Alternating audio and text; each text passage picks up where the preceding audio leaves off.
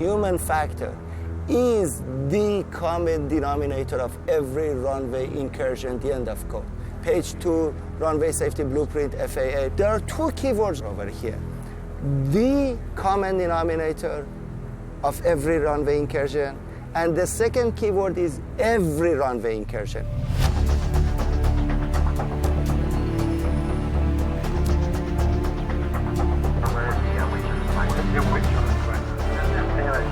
Air traffic controllers are responsible for 64 million domestic tower operations annually. 64 million. This is just one of them. And while the United States boasts the safest transportation system in the world, our goal is to raise the bar. Our mission is to make it safer. Advanced technology helps, but the real difference still comes down to people, pilots and controllers.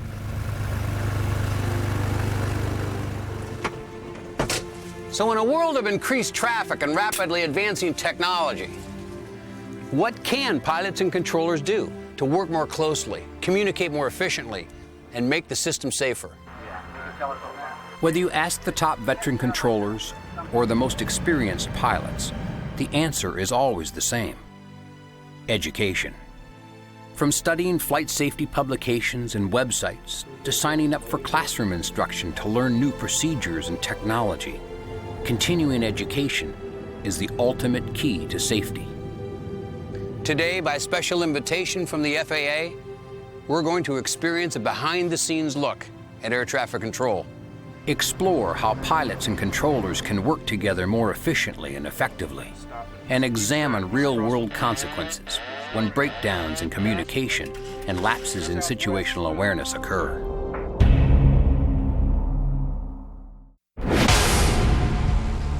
Ontario Tower, Decathlon 161 Sierra Alpha, 7 Southwest with Tango, request landing. Decathlon 161 Sierra Alpha, Ontario Tower, enter left downwind for runway 26 left. For pilots, the tower is an icon, Decathlon 161 Sierra the most Alpha, visible left symbol of downwind air traffic control. For controllers, this is the focal point of local airspace, where the highest concentration of aircraft must be monitored and managed around the clock. Ontario Tower, Decathlon 161 Sierra Alpha, over the ball fields. Decathlon 161 Sierra Alpha, runway 26 left, clear to land. Decathlon 1 Sierra Alpha, contact ground control on 121.9er. 219 Sierra Alpha. Ontario ground, Decathlon 1 Sierra Alpha at Romeo, request taxi to the GA ramp. Decathlon 1 Sierra Alpha, taxi to General Aviation via November, Uniform, Sierra, hold short runway 26 right at Uniform. Decathlon 1 Sierra Alpha, taxi via November, Uniform, Sierra, hold short runway 26 right at Uniform. Decathlon 1 Sierra Alpha, read back correct. Ontario Southwest 793, 5 mile final, 26 right. Southwest 793, runway 26 right, clear to land. You are cleared to land. Clear to land, 400. As pilots navigating congested ground and airspace like this, situational awareness and proper phraseology are critical to the safety of dozens of aircraft vying for the same ground and airspace. For controllers, clear, concise communication and maximum awareness are essential to managing heavy traffic, a challenge that is complicated by aircraft with differing rates of speed and performance. We've got a lot of airplane taxiing out.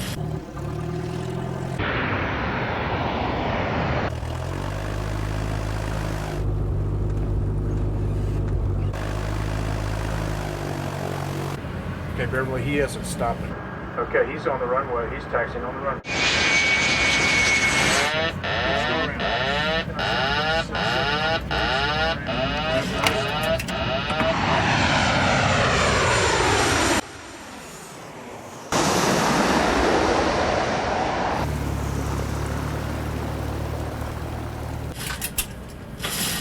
Whoa.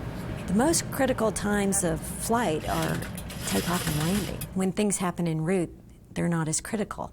So when they're most critical is time-compressed areas, which are right on any vertical phase of flight. Okay, guys, I'm going to freeze you. That was well done. How was that scenario? What are you using such a little airplane for on the runway? Huh? Well, I could have used a larger one, but I figured you probably could see it a lot better. Southwest does do the same scenario when we train. We have go-rounds because a truck is on the runway or because they have traffic on the runway, and that is called by the simulator instructor, and we do that every 6 months. Every pilot does that. Every 6 months. Wow, thanks for bringing me up to the tower. Oh, my pleasure. Air traffic control demands split-second timing and multitasking skills far beyond any other profession. The bottom line is not about profit and loss. The bottom line is life and death. What can pilots and controllers do in terminal operations to make things less stressful, more efficient, safer? That's easy. Education. They can educate themselves and other people. Controllers should never stop learning. Pilots should never stop learning.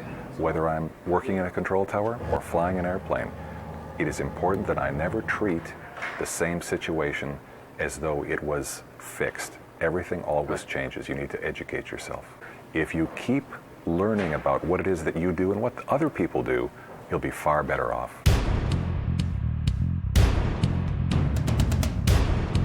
Dr. Najim Muscati at the University of Southern California is one of the foremost authorities on human factors and aviation safety. The major or biggest contributor to aviation safety is knowledge. Knowledge about human factors, the knowledge about human performance, the knowledge about fatigue, the knowledge about psychological factors in signal detection or noise and that. The only way that you can gain this knowledge is by educating yourself continuously. Where does this knowledge come from? Part of this knowledge is the technical knowledge, the expertise of flying aircraft, being able to read the chart, knowing your IFR, instrument landing, and that.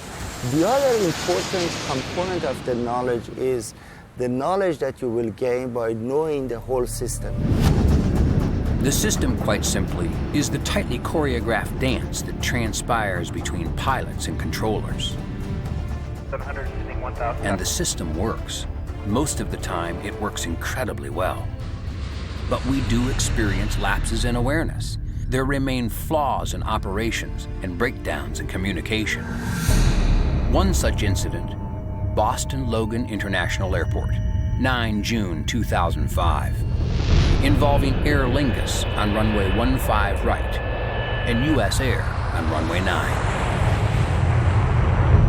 Channel 132 Heavy, Boss Air, runway 15 right, positional, caution, right turns, heavy, Airbus departing traffic will cross and arrive downfield. 6 runway 15 right, Channel 132 Heavy.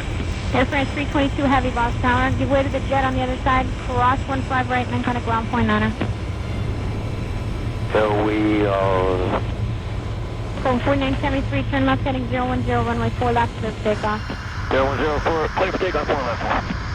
Air France 322 Heavy, cross 15 right, and then contact ground point 9er. That's ground point 9, and you are clear to cross. Okay, to that.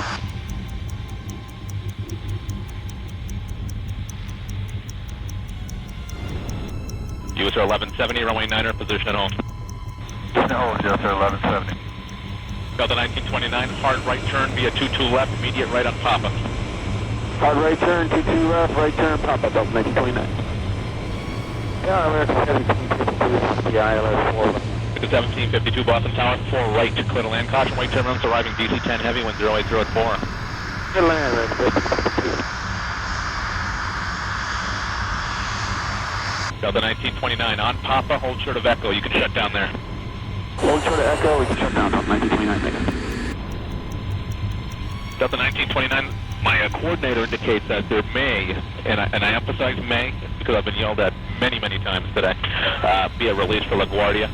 I don't want to get your hopes up, but just stay with me and we'll see what's going on. We can do that, sir. We'll keep our fingers crossed.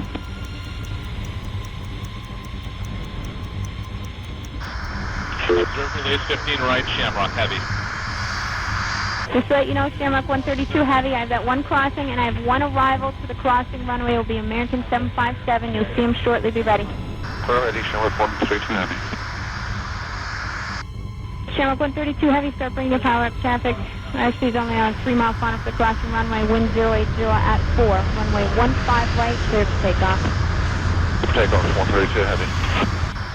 US 1170, runway 9er, clear for takeoff. Traffic 2 out for the crossing. Clear for takeoff, US 1170 rolling. 1497, Boston Tower, runway 9er, position at home. No, American 1497. American 1752, turn left at Romeo, hold short of 4 left. Left at Romeo, hold short of 4 left, American 1752.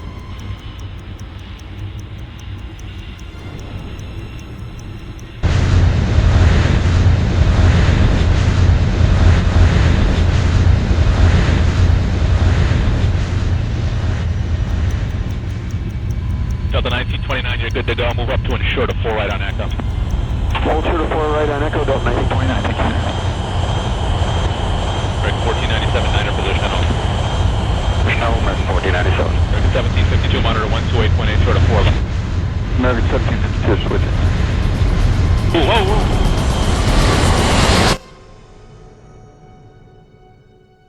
That was close.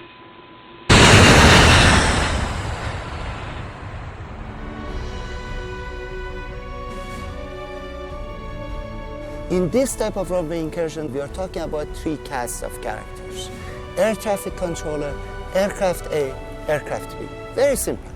When you look at these 3 casts of characters that they come to play on runway, it's really like a ballet, it's like a choreography. These guys, they need to communicate with each other, they need to be able to understand each other, use their equipment, and be able to run the aircraft safely or take off safely. What is the common denominator over there? Cast of character A, B, and C.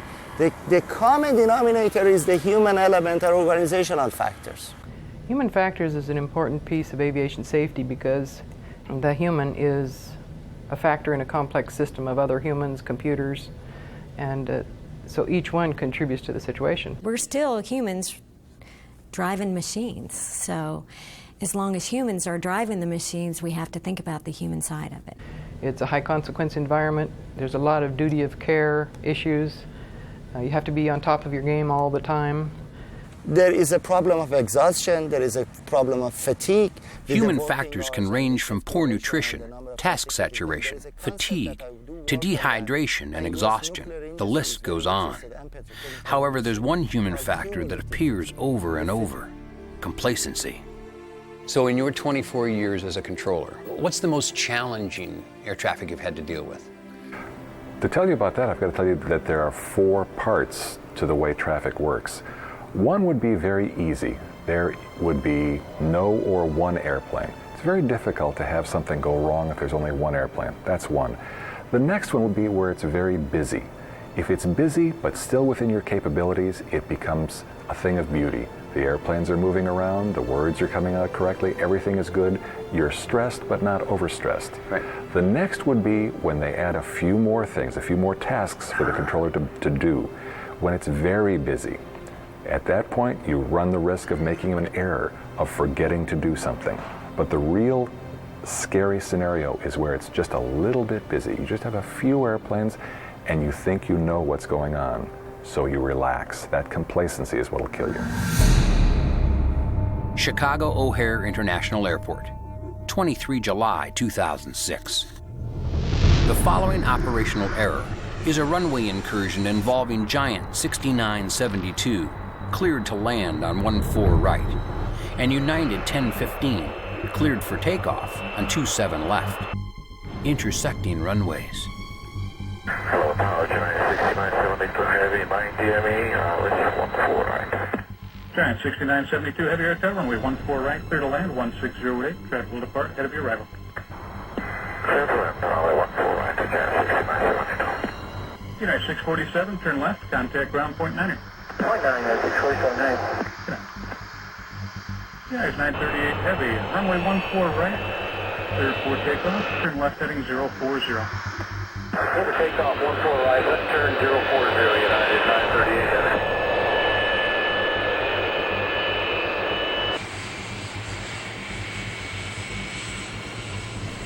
United 1015, traffic lands departs crossing runway, runway 27 left, position and hold. Need about 2 minutes, United 1015. If you could delay us in position, that's fine.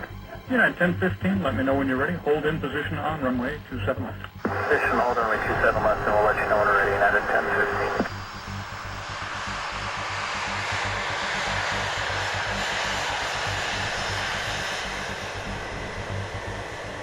It can be very easy to become distracted and lose track of time when you're on a runway and not ready to go. But not everything is sitting still. Giant 6972 has been covering about 3 miles a minute on approach. The controller is facing a myriad of distractions. And United 1015 is exposed on an active runway while focused inward on final preparations for takeoff. United 1015, we're ready on 27 left. United 1015, thank you. Fly runway heading, runway 27 left, clear for takeoff, wind 150 at 7. Runway heading clear for takeoff, 7 left, United 1015.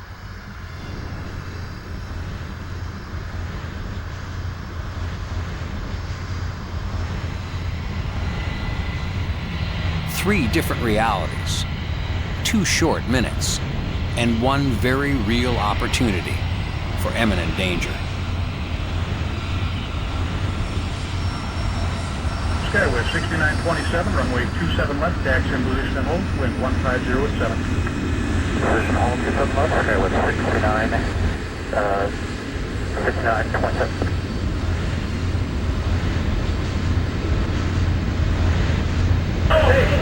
Stop!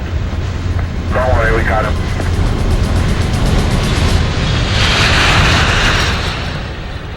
Ready, hold up. Why did Atlas not hold short? Because he didn't say anything like that. Oh, don't worry about it. It may not be constructive to worry about it, but all of us, pilots and controllers, can learn a great deal from every operational error and pilot deviation. Well, he isn't stopping. Now more than ever, it's essential that flight crews and air traffic controllers come face to face and eye to eye on improving aviation safety. Ever-increasing traffic is being managed with rapidly advancing technology. But at the end of the day, our safety hinges on education. These real-life events are usually a chain of errors. And that's something that's well known in the human factors world. It's not just one different thing or one isolated thing, it's a chain of events. And we try to show the pilots that errors can and will be made. When you have those red flags, treat them as doubt, and doubt equals danger. So the first red flag is clearing you for a visual approach 10 miles out. Amateurs train until they get it right. Professionals train until they don't get it wrong. Nobody wants to do a bad job. No air traffic controller in this country consciously wants to make an error to bring two aircraft close to each other, that they hit each other and kill a lot of people. The poor air traffic controller in Tenerife, he didn't want to kill 583 people. See, then we need to look at the whole issue. What makes people to make this error or misjudgment? We've heard from experts from all sides of our business. They seem to share a common thread: education. Never stop learning. On-the-job training is not enough. Subscribing to a new aviation publication, online research of one of the dozens of web-based aviation safety sites, signing up for a refresher course at one of the many accredited flight training institutions around the country, or a few hours with your favorite flight instructor. It is our hope that this is just the beginning of updating your skills and learning more about pilot and controller teamwork. Until then, blue skies and safe landings.